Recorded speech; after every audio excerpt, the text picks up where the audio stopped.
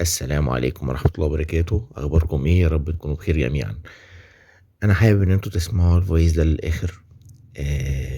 يا ريت تطبّقوه عليكم وعلى أولادكم. أنا تفاجأت بصراحة وأنا باقرأ في سيرة النبي صلى الله عليه وسلم وباقرأ في شوية أحاديث كده عن سيدنا النبي صلى الله عليه وسلم. تفاجأت بشوية حاجات المفروض إن إحنا نعملها كسُنن وأنا ما كنتش باطبّقها، بس إن شاء الله بإذنك يا رب من النهارده هاطبّقها وحبيت إن أنا أشارككم السُنن الجميلة أوي دي، وهاطبّقها كمان على أولادي. من السُنن الحلوة أوي إن إحنا ندعي لبعضينا، وده ما بيحصلش. عارفين يعني إيه ندعي لحد ونلاقي مَلَك كده جميل بيدعي لنا؟ مَلَك مش بني آدم، مَلَك، يعني معفي ومعصوم من الذنوب. قرأت حديث عن سيدنا النبي صلى الله عليه وسلم عليه الصلاة والسلام: إذا دعا المرء لأخيه بظهر الغيب قالت الملائكة آمين. تخيلوا لو أنا بادعي لكم مثلًا يا رب يهديكم، يا رب يشفيكم، يا رب يشفي أهاليكم، يا رب تخشوا الجنة. تخيلوا ال3 دعوات دول اتقال لي فيهم دلوقتي آمين. علموا قلوبكم إن أنتم تفكروا في غيركم، علموا عقلكم إن هو يفكر في غيركم بالخير مش بالشر. ادعي لغيرك بواسع الرزق، يعني ربنا يوسع على الجميع يا رب، يوسع عليهم بقى في الرزق وفي الأكل في الشرب في الصحة في الستر في المال في كل حاجة. بركة العمر مثلا للوالدين، ادعوا لأبوكم وأمكم، وادعوا لأبوكم وأمكم لا قدر الله لو متوفيين. ادعوا لهم إن ربنا يرفع درجاتهم إلى الفردوس الأعلى وينور قبورهم. ادعوا لهم بالرحمة عشان نلاقي برضو يعني احنا كده مش مخلدين، نلاقي برضو اللي يدعي لنا وإن الملك يقول آمين لينا. ادعوا بالشفاء لحد مريض أو عزيز عليكم، أيا كان بقى، عزيز عليكم تعرفوه أو متعرفوش، يا رب يشفي كل المرضى المسلمين يا رب في أنحاء العالم كله يا رب العالمين ويخفف ألمهم. ادعي بالهداية للناس كلها، سواء إنسان كان شقي وعامل مشاكل، يا رب يا رب يهدي الجميع. تعالوا ندعي في كل سجدة دعوة. تخيلوا في كل سجدة ندعي دعوة لحد غيرنا واحنا بندعي لنفسنا، الدنيا هتفرق قوي. جميل برضو من السنن اللي انا كنت بقرأها لسيدنا النبي صلى الله عليه وسلم حديث بيقول: ما من مسلم يبيت طاهرا عن ذكر الله، يبيت طاهرا على ذكر الله فيتعرى في الليل فيسأل الله من خير الدنيا والآخرة إلا وأعطاه الله. تخيلوا إن احنا لو اتوضينا قبل ما ننام ودخلنا ننام على طول، طبعا بنصلي ركعتين الأول قيام ليل، أو الناس اللي بتنام قبل، لو بعد العشاء قبل قيام الليل، قبل نصف الثلث الأخير من الليل يعني. فتخيلوا لو الواحد توضأ ودخل ينام واتقلب بس كده تقليبة بسيطة أو قلق ودعا ربنا، تخيلوا ربنا بيستجيب، لأن بيكون في ملك ما بين جسده وبين لبسه. الملك ده بيدعي للبني آدم أو للعبد اللي هو طهر جسده.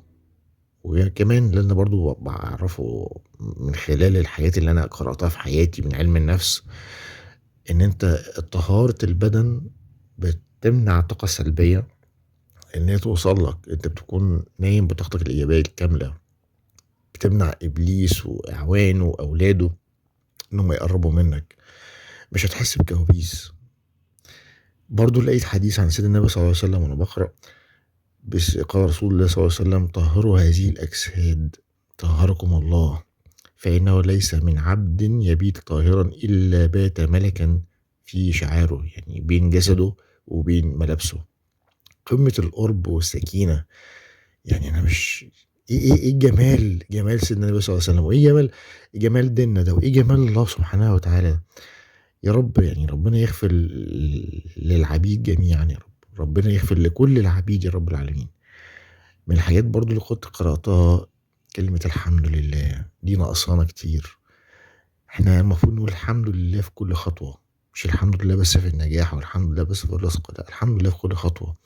أنا عن نفسي ما بقولهاش غير يعني هو يعني ما فيش لساني بيعدّي يوم كده من غير ما أقولش يا رب لك الحمد كما ينبغي لجلال وجهك وعظيم سلطانك. أنا باقولها في كل سجدة، في كل خطوة الحمد لله رب العالمين. ده تكفير على فكرة.